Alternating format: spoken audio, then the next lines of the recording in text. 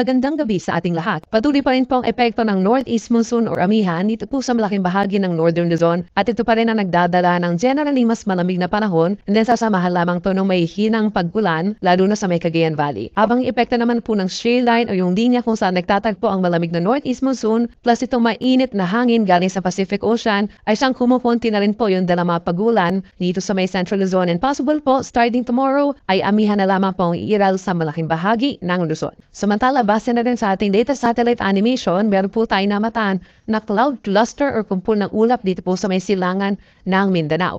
Possible na may mabuusang low pressure area either bukas or sa Friday and once maging low pressure area po ito ay nakikita natin na unti-unting lalapit ito sa kalupaan po ng Mindanao at posibleng pumasok ng ating Philippine Area of Responsibility early next week. And then inaasahan po natin posibleng magpaulan din ang nasabing low pressure area once na mabuo ito dito po sa may silangan pong bahagi ng Visayas and Mindanao, yung trough or yung extension nito. Kaya patuloy po natin i-monitor ang weather disturbance na ito. Sa mga susunod na oras or mamayang gabi hanggang bukas sa madaling araw, asahan pa rin ang mga pulupunong ulan dito sa may Northern Luzon, epekto po ng northeast monsoon or amihan at bukas sa madaling araw, asahan pa rin yung unti-unting pagbaba ng temperatura. Pinaka-apektado naman po ng shear line itong Aurora and Isabela ngayong gabi pero bukas po ng madaling araw, papawas na rin yung mga pag-ulan doon. Habang dito naman sa natitirang bahagi ng Luzon, gabi ng Metro Manila, kita rin po sa Visayas and Mindanao, base na rin sa ating latest satellite animation, meron mga kulay puti na associated po sa mga isolated rain showers o yung mga localized thunderstorms po nagtatagal ng 1 hanggang 2 oras. So wala itong kinalaman sa anumang bagyo or low pressure area. And generally, bahagyang maulap hanggang maulap ang magiging kalangitan nito. By tomorrow po, Thursday, October 26, asahan pa rin ang epekto ng northeast monsoon. Dito po sa Northern Luzon na siya magdadala pa rin po ng generally bahagyang malamig na temperatura. Possible lamang yung pulupulong mahinang pag-ulan, habang dito naman po sa may Central and Southern Luzon maababawasan po yung epekto ng shear line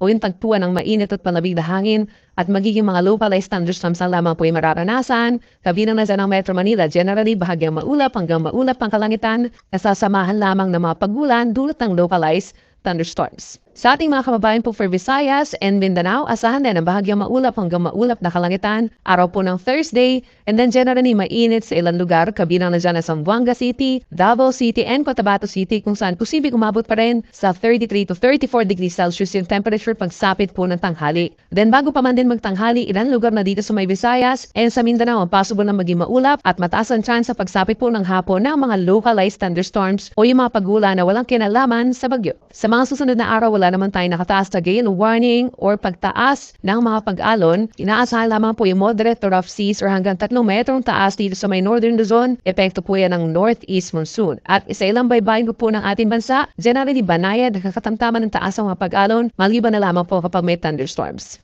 And for the next 3 days, iiral pa rin ang northeast monsoon dito sa may northern and central Luzon at patuloy pa rin natin i-monitor yung possible weather disturbance or possible low pressure area dun sa may labas ng ating area of responsibility dahil posible ito magpaulan hanggang early next week sa malaking bahagi po ng Visayas and Mindanao. So kung dito sa Metro Manila, asahan yung unti-unting pagbaba ng temperature. Kung mapapansin nyo, posibleng mababa into 23 degrees Celsius yung temperatura sa madaling araw. Epekto po yan ng amihan. At in general, bahagyang maulap sa umaga, pero pagsapit po ng hapon hanggang sa gabi, mataas ang chance na mapulupo ng ulan.